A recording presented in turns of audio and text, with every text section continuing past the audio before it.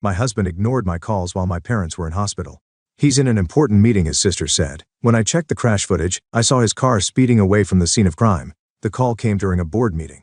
My phone vibrated against the conference table, drawing irritated glances from my colleagues. I usually silence it completely, but something made me keep it on vibrate that day. Maybe some part of me knew. Sierra, there's been an accident. The nurse's voice was practiced professional. Your parents were brought in 20 minutes ago. You need to come to Memorial right away. I remember standing up, my chair scraping against the floor. The sound felt distant, like it belonged to someone else's life. Someone else's emergency. The quarterly report scattered beneath my hands, numbers blurring into meaningless shapes. I have to go, I said to no one in particular. Ryan, my husband, wasn't in the office that day. Another startup meeting, he'd said. They were becoming more frequent lately.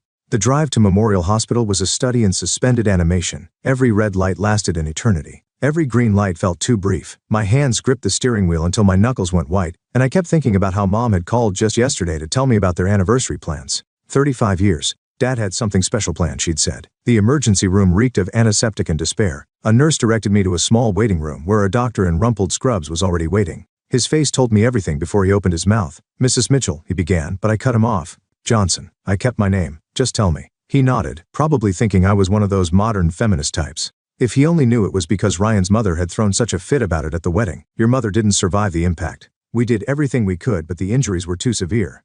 The words hit like physical blows, but there was more. There's always more. Your father is in surgery. The crash, there's significant damage to his spine.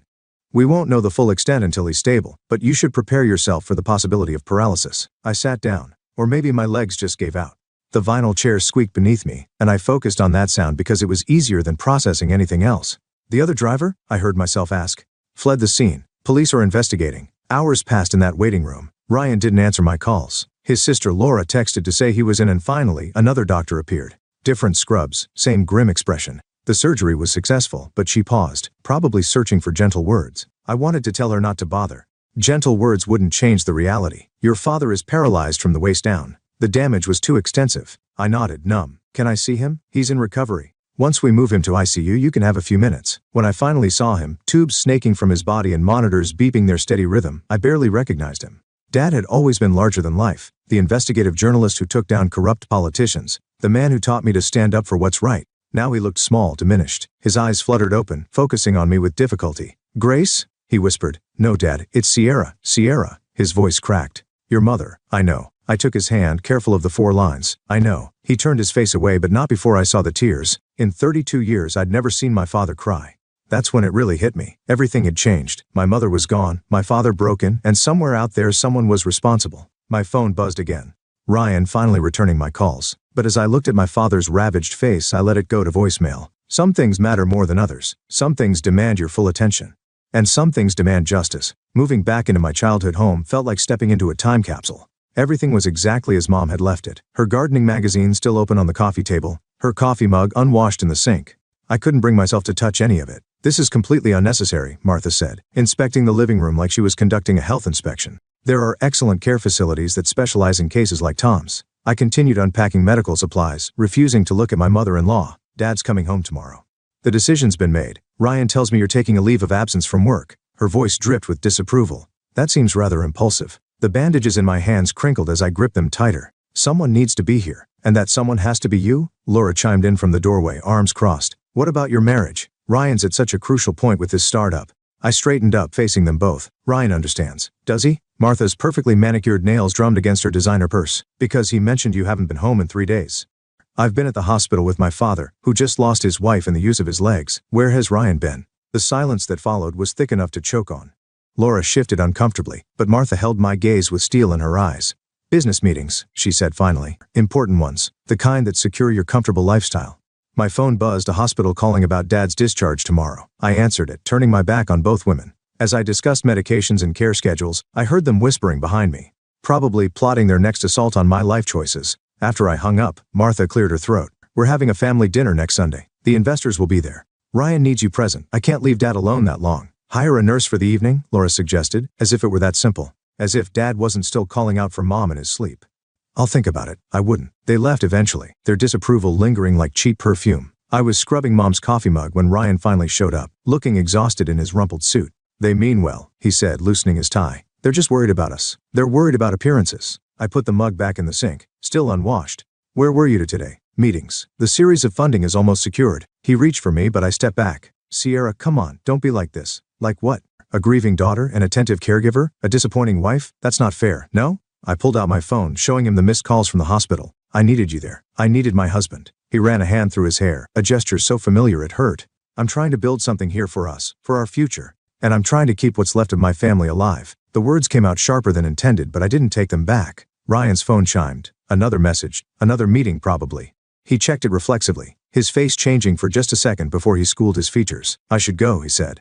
Early meeting tomorrow. I watched him leave, noticed how he didn't kiss me goodbye. Through the window I saw Martha's car still parked down the street, waiting for him probably, planning their next move in whatever game they were playing. The house creaked around me, full of ghosts and memories. Mom's voice seemed to echo in the empty spaces. Sometimes people show you exactly who they are. The trick is believing them the first time. I picked up Mom's coffee mug again, finally ready to wash it. As the water ran over my hands, I made a decision. If Martha and Ryan wanted to play games, fine, but they'd forgotten something crucial about me. I was Tom Johnson's daughter, the man who'd exposed corruption and brought down empires with nothing but truth and determination. And I'd learned from the best. Let them plot and scheme. I had work to do. Old habits die hard. Even with everything happening, I couldn't help checking our joint accounts. The accountant in me needed the comfort of numbers. That's when I noticed the first discrepancy. A wire transfer to an account I didn't recognize. I was sitting at Dad's kitchen table, surrounded by medical bills and insurance forms, when I started digging deeper. More transfers, different amounts, different accounts, all authorized by Ryan. The total made my stomach turn nearly half a. Something wrong? Dad wheeled himself into the kitchen, his newspaper folded in his lap. You've got that look your mother used to get when she was balancing the checkbook. I closed my laptop. Just some work stuff. Sierra. His voice carried the weight of years in investigative journalism. Don't lie to your father. Before I could respond, my phone buzzed. A text from Laura. Mom wants to know if you're coming to the investor dinner Sunday. Ryan needs an answer. I ignored it. Dad, when you were investigating the Thompson scandal, how did you know where to look? He set his newspaper aside, studying me. Follow the money. It always leads somewhere interesting. A pause. What kind of trouble is Ryan in? I don't know yet. I reopened my laptop, but I'm going to find out. That evening I drove to Ryan's office. The startup had taken over an entire floor of a downtown building, Martha's connections at work no doubt. The security guard knew me, waved me through. The office was mostly empty, but light spilled from Ryan's corner office. I heard voices as I approached, his and a woman's. They were laughing. The transfer went through? The woman asked. Smooth as silk, Ryan replied. Mother's connections at the bank really came through. I stepped into the doorway. Ryan was perched on his desk, leaning toward a striking blonde woman in an expensive suit. They jumped apart when they saw me. Sierra. Ryan straightened his tie. What are you doing here? Following the money. I looked at the blonde. You must be Cassandra, the new CFO? The woman smiled, all perfect teeth and practiced charm. Ryan's told me so much about you. Funny, he's never mentioned you. Ryan moved between us. Cass, could you give us a minute? She gathered her things, brushing past me with a knowing smirk. Once she was gone, Ryan's charm offensive kicked in. It's not what you think. Half a $1 million, Ryan. Where is it? His face changed, confidence replacing concern. Business investments. The startup needs don't. I pulled out my phone, showed him the transfer records. These accounts trace back to shell companies. I'm an accountant, remember? This is what I do. You've been spying on me? You've been stealing from us. He ran a hand through his hair, that familiar gesture again, but now it felt calculated, rehearsed. Everything I do is for us, for our future. You've been so focused on your father you can't see the bigger picture. The bigger picture? My laugh sounded strange, even to me. My mother is dead, my father is paralyzed, and you're embezzling money with your girlfriend. Cassandra is a business associate. Is that what Martha calls her too? His expression hardened. Leave my mother out of this. Why? She's clearly involved. I moved closer, watching his reaction. Did she help you set up those accounts? Is that why she's so invested in your success? Ryan's phone buzzed. Speak of the devil. He glanced at it, then back at me. Go home, Sierra. You're upset, not thinking clearly. I'm thinking very clearly. I headed for the door, then stopped. One more thing. I'm freezing our accounts. All of them. Good luck explaining that to your investors. You can't do that. Watch me. I walked out, my heels clicking against the marble floor. Behind me I heard Ryan making a frantic phone call, probably to Martha. Let them scramble. Let them worry. Dad was right. Follow the money. It always leads somewhere interesting. And I was just getting started. The manila envelope arrived 3 days after I froze the accounts. No return address, just my name typed in clean professional font. Inside were photos, dozens of them. Ryan and Cassandra at restaurants, hotels, intimate moments they thought were private. But it was the last photo that made my hands shake. Martha, Ryan, and Cassandra in Martha's study, spreading documents across her antique desk. Dad found me staring at that photo, my coffee gone cold beside me. Someone's trying to help you, he said, wheeling closer, or hurt you. Sometimes it's the same thing. I know who sent these. Laura's passive-aggressive streak had finally found a useful outlet. She'd always resented being left out of Martha's schemes. My phone lit up with a text from Ryan. We need to talk. Coming over tonight. I showed Dad the message. He folded his newspaper carefully, the way he always did before saying something important. Your mother never trusted Martha, you know, said she reminded her of a spider, always spinning webs. Why didn't Mom ever say anything to me? She wanted you to make your own choices. He smiled sadly. She also said you'd figure it out eventually. You have her instincts. The doorbell rang at exactly 7. Ryan stood there with takeout from my favorite restaurant, a peace offering. Behind him, I spotted Martha's car idling at the curb. Your mother's new chauffeur service? I asked, letting him in. She's worried about you. We all are. He set the food down, reaching for my hand. I stepped back. Sierra, please. Let me explain about the accounts. Which part? The embezzlement or the affair? His face paled. How did you? I spread the photos across the kitchen counter. He stared at them, then at me, calculations running behind his eyes. It's not what you think, he started, but I cut him off. Stop lying. I've seen the transfer records, the hotel receipts, everything. What I don't understand is why Martha's involved. My mother's just trying to protect the company. The company or you. A noise from the hallway made us both turn. Dad had wheeled himself to the kitchen doorway. Evening, Ryan. Leaving so soon? Ryan straightened his tie, another tell I'd never noticed before. Actually, Tom, I need to speak with Sierra privately. Actually, I said, pulling out my phone, I think we should all hear what the police have to say about those transfers. You wouldn't, but his voice wavered. Try me. He grabbed my wrist. Think about what you're doing. This could ruin everything. Ryan, Dad's voice carried the weight of his old investigative days. Take your hand off my daughter. The moment stretched, taut as a wire. Then Ryan let go, backing away. You're making a mistake. Mother was right about you. You're just like your father, always chasing stories, never seeing the bigger picture. The picture looks pretty clear from here, I said, showing him the photo of him with Martha and Cassandra. How long has your mother been running her life? Or is it the other way around? His phone buzzed, Martha probably wondering why he was taking so long. He checked it reflexively, then headed for the door. This isn't over. Actually, it is. I followed him. Tell your mother I said thanks for the wedding china. I'll send it back piece by piece. After he left, Dad wheeled over to the window. We watched Martha's car pull away, its taillights disappearing into the darkness. You know they'll retaliate, he said quietly. I gathered the photos, adding them to my growing file of evidence. I'm counting on it. Your mother would be proud. He paused, and worried. I touched the empty space on my finger where my wedding ring used to be. Mom taught me to care for people. You taught me to fight for the truth. I'm doing both. Outside, thunder rumbled, a storm rolling in. Perfect weather for what came next. The social worker's office felt too small, too warm. Martha sat across from me, perfectly composed in her designer suit, while Laura hovered by the window like an anxious shadow. We're concerned about Tom's care situation, Martha said, her voice dripping with manufactured concern. Living alone with a daughter who's clearly struggling with her mental health. I'm not struggling with anything, I cut in. But the social worker was already making notes. Mrs. Mitchell tells me you've been making accusations about your husband's business dealings, the social worker said, and that you've become increasingly paranoid. I looked at Martha, really looked at her. The carefully crafted concern, the subtle manipulation. This wasn't just retaliation, this was elimination. Show her the photos, Laura, Martha commanded. Laura pulled out her phone, hands shaking slightly. Sierra's been following Ryan, taking pictures. It's obsessive. The social worker examined the photos, my own surveillance pictures, carefully edited to look like stalking. I recognized Martha's touch, the way she could twist truth into poison. These are concerning, the social worker said. We just want what's best for Tom, Martha added. A professional care facility. Over my dead body. The words came out before I could stop them. You see? Martha raised an eyebrow. These emotional outbursts. My phone buzzed. Dad's caregiver. I answered despite the social worker's frown. Hello? Sierra, you need to come home. Your father's fallen. The world tilted. I stood up, gathering my things. This meeting is over. Running away won't help your case, Martha called after me. I turned back. You know what's interesting, Martha? I've been recording everything since I walked in, including Laura's admission about the edited photos. Laura's face went pale. Martha's mask slipped for just a second, showing the rage beneath. And I've already submitted documentation about Ryan's financial fraud to the SEC, I added. They're very interested in your involvement. The drive home was a blur. I found Dad in his study, shaken but okay. The caregiver had caught him before he hit the ground. I'm fine, he insisted as I checked him over. Just got dizzy reaching for a book. Which book? He pointed to Mom's old photo album. I retrieved it, recognizing the determination in his eyes. There's something you need to see, he said, opening to a marked page about the accident. The photo showed Mom and Martha at some charity event years ago. They were smiling, but Mom's eyes were hard. Your mother was investigating Martha, Dad said quietly. Financial fraud, money laundering. She found something big right before. My hands went numb. The accident. The police never found the other driver. The implications hit like a physical blow. I sat down hard, the photo album sliding from my lap. My phone buzzed again, Ryan. Sierra, whatever you're planning, stop.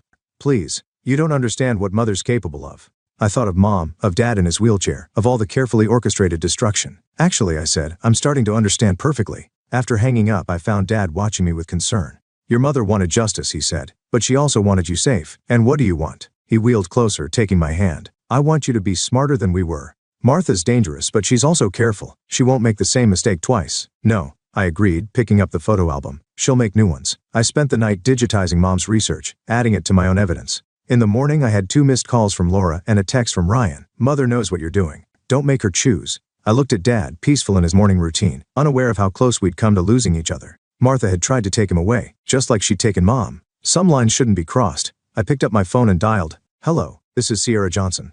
I'd like to speak to the lead investigator on my mother's accident case. I have new evidence to submit.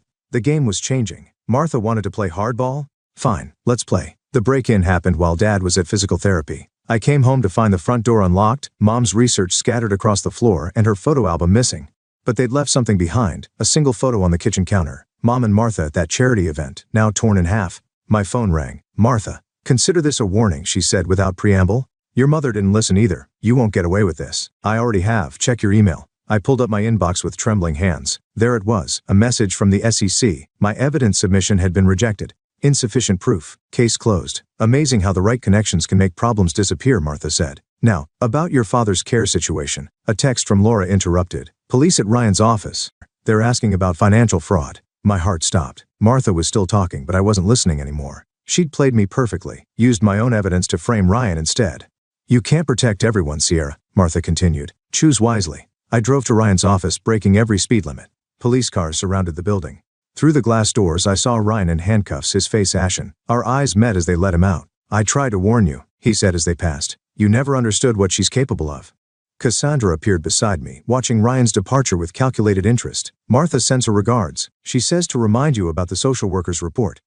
The pieces clicked together. If Ryan went down for fraud, I'd lose everything, including custody of Dad. Martha had orchestrated the perfect trap. Back home, Dad was waiting.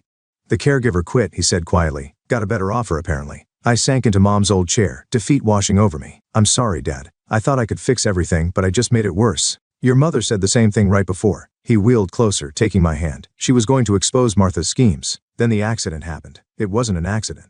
No, he pressed something into my palm, a small USB drive. But your mother was smarter than they knew. She kept a backup. My phone buzzed again, an unknown number. The voice was familiar. Laura. I can't do this anymore, she whispered. Meet me at the old boathouse. There's something you need to see. It's a trap, Dad warned. Probably. I stood up, pocketing the USB drive. But it might be our only chance. The boathouse was dark when I arrived. Laura emerged from the shadows, looking over her shoulder. Mother doesn't know I'm here, she said. But she's planning something. Something big. Ryan was just the beginning. Why are you helping me? Because I was there that night.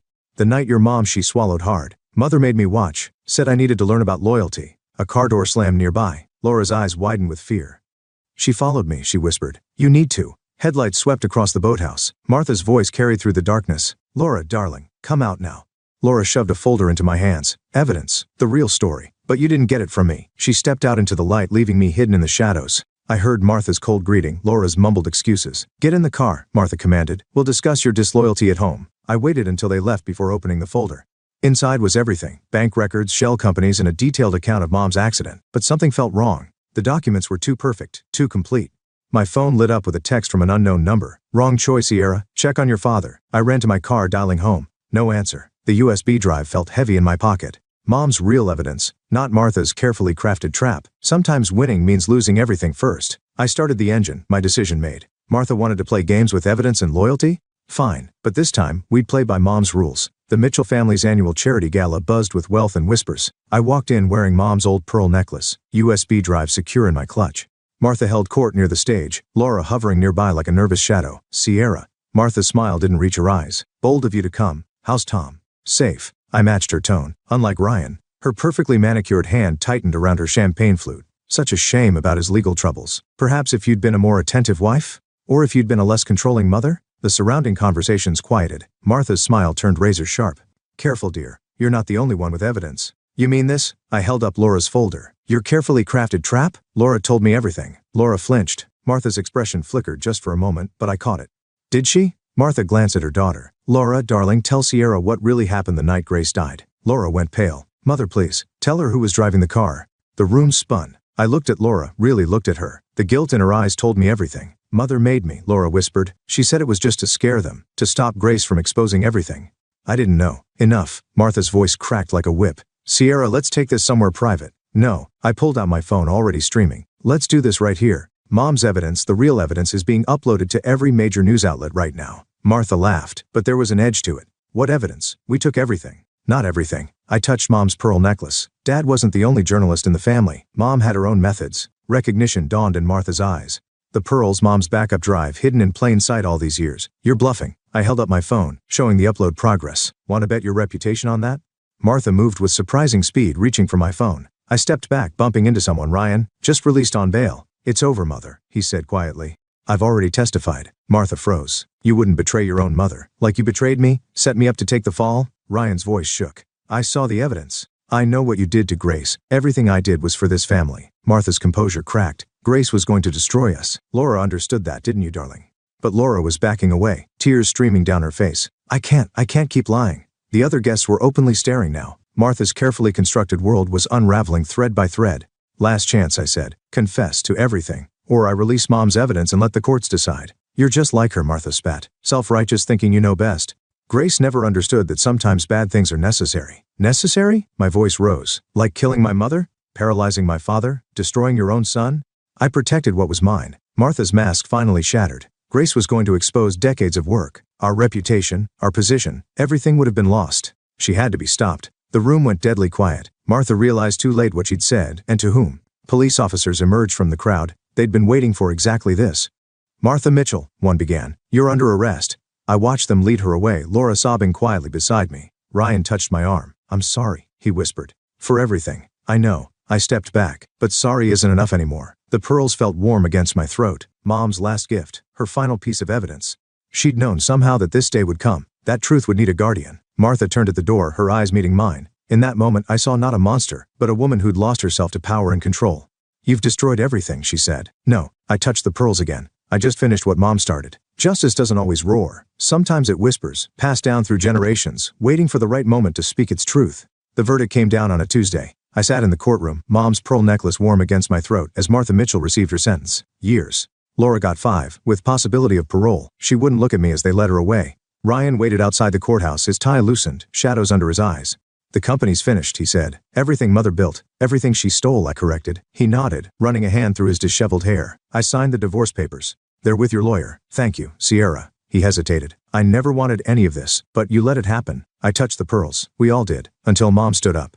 At home, Dad had spread old photos across the kitchen table. Not the staged charity galas or corporate events, but real moments. Mom in her garden, laughing at something off camera. Me as a child, perched on Dad's shoulders. Found something interesting, he said, wheeling back to show me a photo I'd never seen. Mom at her desk, writing in a journal. Your mother's diary. It was hidden in the attic. My hand shook as I opened it. The last entry was dated the day before the accident. Some truths cost everything. But silence costs more. The doorbell rang. Laura stood on the porch looking small without Martha's shadow looming over her. I'm turning state's evidence, she said. About everything. Not just Mom's schemes but the other families she destroyed, the lives she ruined. She pulled out an envelope including this. Inside was a letter from Mom to Martha, dated just before the accident.